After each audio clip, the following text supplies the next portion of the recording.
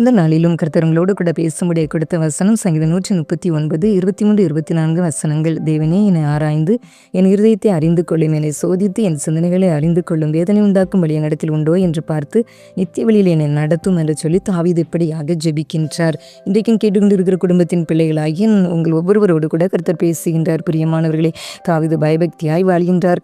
கர்த்தருக்கு பிரியமான வழிகளில் அவர் நடக்கின்றார்.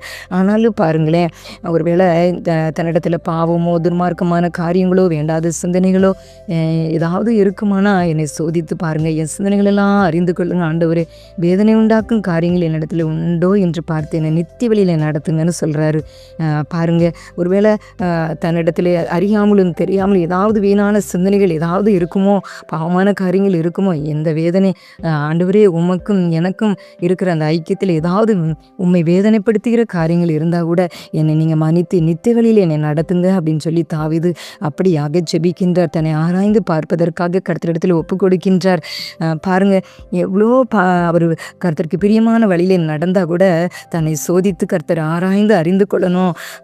ஏதாவது நான் வேதனைப்படுத்தியிருந்தா, கர்த்தரை நான் துக்கப்படுத்தின காரியங்கள் இருக்குமானா கர்த்தரிடத்திலிருந்து நான் அதை அறிஞ்சு கொள்ளணும். என்னோட ஏதாவது தவறில் இருக்குமானா கர்த்தர் எனக்கு அதை உணர்த்தணும் அப்படின்றதுக்காக அவர் அப்படியாக ஜெபிக்கின்றார். பாருங்கள், இன்றைக்கும் கூட கேட்டுக்கொண்டு இருக்கிற குடும்பத்தின் பிள்ளைகள் கூட ஒருவேளை நீங்கள் ரட்சிக்கப்பட்டிருக்கலாம்.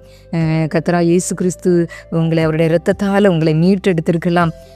அவருடைய பிள்ளைகள் கிறிஸ்தவர்கள் என்று சொல்லி கொண்டாலும் கூட ஒருவேளை கர்த்தருக்கு பிரியமில்லாத ஏதாவது உங்களிடத்தில் காரியங்கள் இருக்குமானால் கூட நீங்கள் கூட உங்களை சோதித்து உங்களுடைய சிந்தனைகளிலே ஏதாவது தவறுகள் ஏதாவது பாவங்கள் இருந்தால் கூட நீங்களும் கூட இன்றைக்கு ஆராய்ந்து பார்க்க வேண்டும் என்று சொல்லி கர்த்தர் உங்களிடத்தில் இன்றைக்கு வசனத்தை கொண்டு பேசுகின்றார். பிரியமானவர்களே, தாவீது இப்படியாக சொல்கிறார் அல்லவா, ஏதாவது வேதனையான காரியங்கள் ஆண்டவரே உம்மை துக்கப்படுத்துகிற காரியங்கள் இருந்தால் என்னை உணர்த்துனீங்கன்னா நான் அதை விட்டுருவேனே அப்படின்ற மாதிரி விட்டு விடுவேனே அப்படின்ற மாதிரி அவர் நித்திய வழியில் என்னை நடத்துங்கன்னு சொல்கிறார் அல்லவா. அதே போல் நீங்களும் கூட ஒருவேளை உங்கள் சிந்தனைகள், செயல்பாடுகள், உலகத்தின் அசுத்தங்கள், பாவங்கள், இச்சைகள், ஏதாவது ஒரு காரியங்கள் கர்த்தருக்கும் உங்களுக்கும் இருக்கிற ஐக்கியத்திலே, ஜெப வாழ்க்கையிலே, வேத வாசிப்பிலே, கர்த்தரை ஆராதிக்கிற காரியத்திலே, கர்த்தரை பிரியப்படுத்துகிற காரியத்திலே ஏதாவது ஒரு பாவமான காரியங்கள், வேதனை காரியங்கள், அதன் மூலம் கர்த்தர் ஒருவேளை துக்கப்படுகின்ற காரியங்கள், நீங்கள் செயல்படுகின்ற காரியங்கள் கர்த்தருக்கு பிரியமில்லாத அருவருப்பான காரியங்களாக இருப்பதனால கர்த்தரிடத்தில் நீங்கள் ஜெபிக்க முடியாமல் இருக்கலாம். கர்த்தருடைய பிரசன்னத்தை நீங்கள் உணர முடியாமல் இருக்கலாம். அப்படிப்பட்ட காரியங்கள் ஒருவேளை உங்களிடத்தில் இருக்குமானால் கூட நீங்கள் கர்த்தரிடத்தில் ஆராய்ந்து பார்ப்பதற்கு உங்களை நீங்கள் ஒப்புக் கொடுக்கும் பொழுது கர்த்தர் நிச்சயமாக உங்களுக்கு அதை உணர்த்துவார். மகனே, மகளே, இந்த பாவத்தை நீ செய்கின்ற இந்த தவறான காரியங்கள் உன்னிடத்தில் இருக்கிறது, நீ அறிக்கை செய்யாத காரியங்கள் இன்னும் உன்னிடத்தில் உண்டு, நீ அதை அறிக்கை செய்யும்போது நான் உன்னை மன்னிப்பேன், உனக்கு நான் இறங்குவேன். இந்த பாவமான காரியங்கள், இந்த தவறான காரியங்கள் உனக்கும் எனக்கும் இருக்கிற உறவை துண்டிக்கிறது. ஜெபத்திற்கு பதில் பெற முடியாதபடி, நன்மைகளை நீ பெற்றுக்கொள்ள முடியாதபடி தடை பண்ணுகிறது.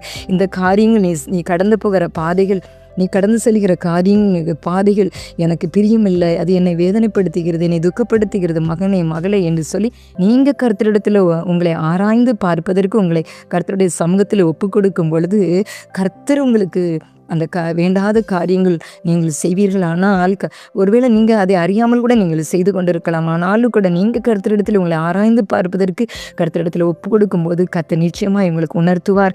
அந்த தவறான காரியங்களை சுட்டி காண்பிக்கும் போது நீங்கள் அறிக்கை செய்யும் பொழுது ஒரு தெய்வீக சமாதானம் உங்களுக்கு உண்டாகும், ஒரு சந்தோஷம் உண்டாகும்.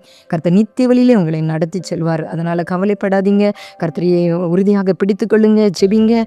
கர்த்தர் உங்களை ஆசீர்வதிப்பார், உங்களுக்கு பெரிய சமாதானத்தை, சந்தோஷத்தை தந்து உங்களை நடத்துவார். அப்படிப்பட்ட கிருபைகளை தேவன் உங்களுக்கு தந்தருள்வாராக. ஆமென்.